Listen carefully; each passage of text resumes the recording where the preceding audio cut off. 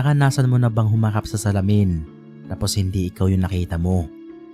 Ganyan ang nangyari sa akin sa Tagaytay at hanggang ngayon, binabangungot pa rin ako sa ngiting iyon. November 2020, kasagsagan ng pandemya. Halos lahat nakakulong sa bahay, takot lumabas at magkasakit.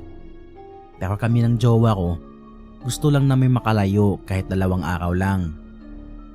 Nakakita kami ng murang unit sa Airbnb sa 23rd floor ng isang kilalang kondo sa Tagaytay. Hindi ko nalang papangalanan. Ayon sa listing, less than 1,000 kada gabi. Pero kung alam nang namin ang mangyayari, hindi na sana kami nag-book pa. Pagpasok pa lang sa unit, may kakaibang amoy na agad. Parang lumot, basang tela at may lumang kung ano. Parang may inaag na sa kisame. Parang matagal na nakasara ang lugar. Napailing ako at sinabi na baka dahil matagal lang hindi nagamit. Binuksan ng jowa ko ang bintana. Sa labas, makapal ang fog ng Tagaytay na bumabalot sa mga gusali. Kinagabihan, nakatulog ako agad.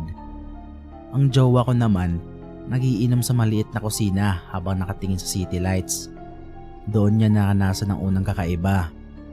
Habang nakaupo siya sa mesa, dahan-dahang gumalaw ang bote ng alak. Akala niya hangin lang, pero sarado ang mga bintana. Maya-maya, nalaglag ang cord ng induction cooker at gumalaw ang walis sa sulok. Walang hangin at walang ingay. Pakiramdam niya may nakatitig sa likod niya.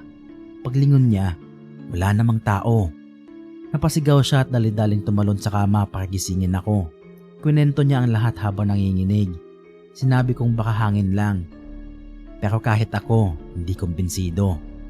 May kakaibang bigat sa loob ng unit. Kinabukasan siya naman na ang natulog habang ako ay nagtatrabaho sa laptop. Bandang 5:00 ng hapon, dumilim ang langit.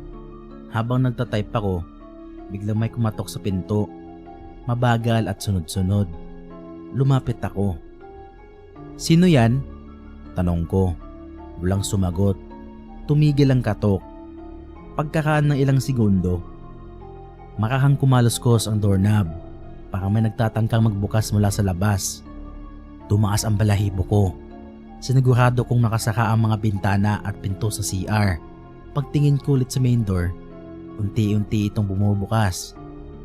Lumabas ako ng hallway para tingnan kung may tao. Tahimik ang pasilyo, nakailaw emergency lights. Sa dulo, may nakita akong bata, nakapaa. Suot ang maluwag na puting t-shirt na halos abot tuhod.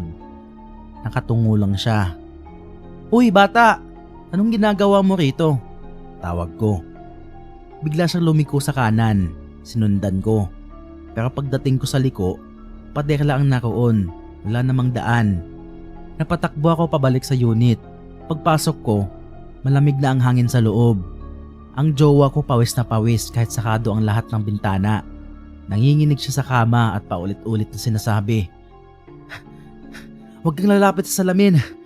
Huwag kang lalapit sa salamin!" Tinanong ko kung bakit. Hindi siya sumagot. Nakaturo lang siya sa malaking salamin sa tapat ng kama. Yung full body na salamin na dinakpan ko ng towel kagabi. Pero ngayon, wala na ang towel. Lumapit ako sa salamin at sinilip ko ang sarili ko. Doon ko napansin ang kakaiba. Ang refleksyon ko, hindi sumusunod sa galaw ko. Nakatayo lang siya, nakangiti at nakatitig diretso sa akin. Napasigaw ako. Nagising ng tuluyan ang jowa ko. Pareho kaming tumakbo palabas ng unit. Kahit walang tsinelas, dumiretso kami sa lobby at humingi ng tulong sa guard. Sinamahan kami ng guard paakyat para kunin ang mga gamit. Pero pagdating namin sa pinto, nakasaka ito at normal ang lahat. Wala na ang amoy o lamig. Habang tinitingnan ng guard ang logbook, napakunot siya ng noo. "Sir, ma'am, sigurado ba kayo dito kayo nakastay? Wala nakalistang guest dito kagabi." "Ha? Nag-check-in kami kahapon. May nag-asikaso pa nga sa amin, babae." Sagot ko. Umiling siya. "Wala kaming babaeng staff. Skeleton ko lang kami simula noong pandemic." Nagtinginan kami ng jowa ko.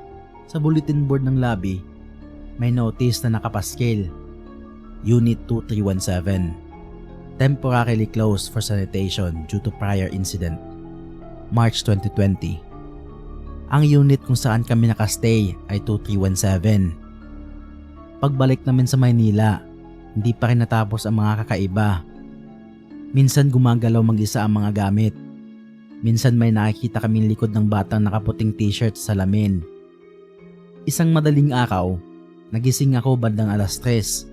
Bukas ang salamin ng cabinet. Sa loob, imbis na mga damit, refleksyon ng unit sa Tagaytay ang nakita ko.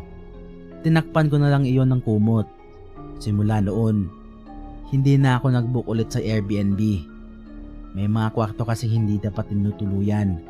At sa mga salamin, hindi lahat ng refleksyon ay sayo.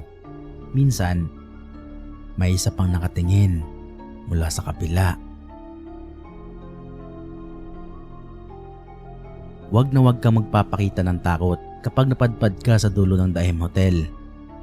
Ang mga nakalak na kwarto roon ay hindi para sa mga turista. Para yon sa mga taong pumasok na buhay pero lumabas na bilang isang pangungot. Isa ako sa mga staff noon sa isang kilalang hotel sa Ermita. Tawagan na lang natin itong Daim Hotel. Maraming alaala ang lugar na yun. Hindi lang para sa mga guests, kundi para sa mga empleyado na katulad ko. Hindi ko nababanggitin ang eksaktong posisyon ko, pero bahagi ng trabaho ko ang umikot mula kwarto hanggang kwarto tuwing 1:00 o 2:00 na madaling araw. Sa ganitong oras, tahimik ang buong gusali. Tanging ugong ng aircon at malayong yabag ng night shift guard ang maririnig. Alam ng mga veterano sa amin na kapag hindi fully booked ng hotel, iniiwasan naming ilagay ang mga guests sa 13 at 15 palapag. Hindi ito opisyal na patakaran, pero tahimik na kasunduan ng lahat ng staff, lalo na doon sa mga kwarto ng trahedya. Kung mapapansin mo, mas makapal ang mga salamin doon.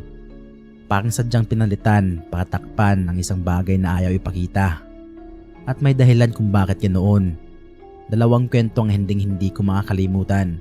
2 trahedyang nag-iwan ng marka sa hotel na iyon. Ang unang kwento ay tungkol sa isang lalaking guest.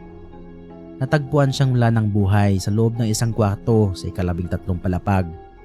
Sinturon daw ang ginamit niya, pero ang nakakapagtaka, nakaupo siya habang nakasabit sa doorknob. Ayon sa mga polis, hindi malinaw kung sinadya ba o aksidente. Pero ang mas nakakapangilabot, mula noon, bawat housekeeper na maglilinis sa kwartong iyon ay may nakakamdamang presensya. Sabi ng isa kong kasamahan, nang minsang maglinis siya roon na mag-isa, napansin niya nakabukas ang ilaw sa banyo. Pagsilip niya, wala namang tao. Pero sa salamin, may aninong nakaupo sa likod ng pinto. Hindi siya kumikilos, hindi rin naglalaho agad. Para lang siya nakamasid, tahimik, naghihintay. Nang lapitan daw niya para i-check, bigla itong nawala at kasabay nun, nagsara ang pinto ng malakas na parang may nagalit. Simula noon, ginagawa naming mabilis ang paglilinis sa kwartong yon. Walang gustong tumagal na higit 5 minuto. Minsan pa nga, kahit walang guest, naririnig mong tunog ng pinto na dahan-dahang bumubukas at sumasara. Wala namang hangin, wala ring tao, pero parang may gustong lumabas. Kung nakakatindig balahibo ang nangyari sa 13 palapag, mas brutal naman ang nangyari sa 15 palapag. Doon nangyari ang isang insidente na hanggang ngayon ay binabalikan ng mga guests sa tuwing napapadaan sila sa koridor. Isang babaeng delegado na isang pambansang women's convention ang tumalon mula sa bintana ng kanilang kwarto. Isa siyang respetadong miyembro ng organisasyon, may pangalan, may karangalan, at sa paningin ng iba, maayos ang lahat. Pero sa loob pala, may dalang bigat na walang nakakaalam. Ayon sa roommate niya, bandang 6:00 ng umaga, nagising siya dahil sa tunog ng basag na salamin. Pagtingin niya, hawak ng babae ang isang maliit na wooden shoe rack. Pinambasag niya sa bintana. Habang ginagawa niya yun, paulit-ulit nitong sinasabi, "Ayoko na, tita. Ayoko na." Sinubukan siyang pigilan ng roommate niya. Hinawakan niya ang binti ng babae. Pero dahil sa madulas na tela ng pajama, nadulas din ang kamay ng kasama. At bago pa siya makasigaw ng tulong, tumalon na ang babae mula sa 15 palapag.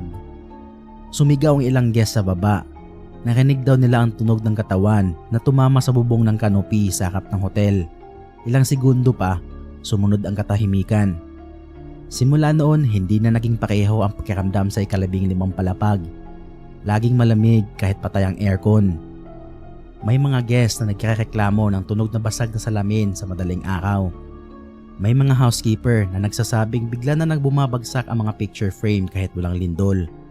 At ang pinakakilalang kwento, ang iyak ng babae sa hallway, mahina, paulit-ulit, parang bulong. Ayoko na. Isang elevator operator ang tumigil sa trabaho matapos ang isang gabi ng duty. Ayon sa kanya, may babaeng nakatayo sa dulo ng koridor, basag ang muka, duguan ang paa, at nakapitig sa kanya. Hindi gumagalaw ito, pero nang kumurap siya, nawala ito. Pero sa refleksyon ng elevator door, nakita niya ulit ito, nakasunod, palapit. Ilang buwan matapos yun, marami sa amin ang nag-request ng reassignment. Pero ako, nanatili. Hindi ko alam kung katapangan ba o katangahan.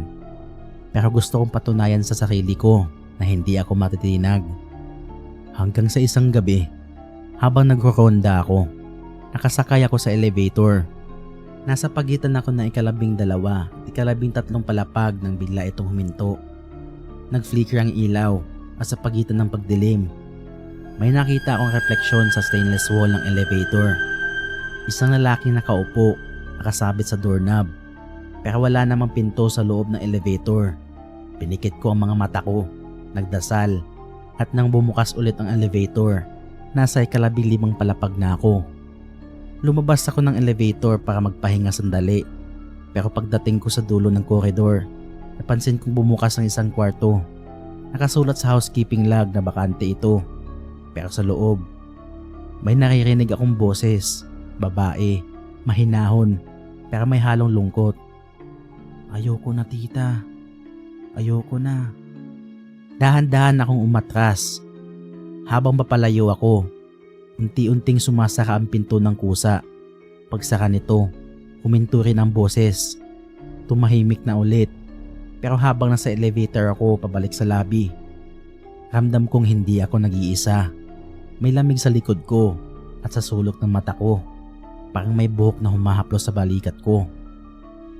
Sa trabaho namin iyon, hindi lang kami ang nagtatrabaho. Minsan, may mga kasabay ka na hindi mo naman dapat nakikita. Kaya kung sakaling mapadpad ka sa Daim Hotel at ma-assign ka sa isa sa mga kwarto sa ika-13 o ika-15 palapag, magdasal ka. Dahil baka ang katabi mong nakasakay sa elevator ay hindi na bumaba kailanman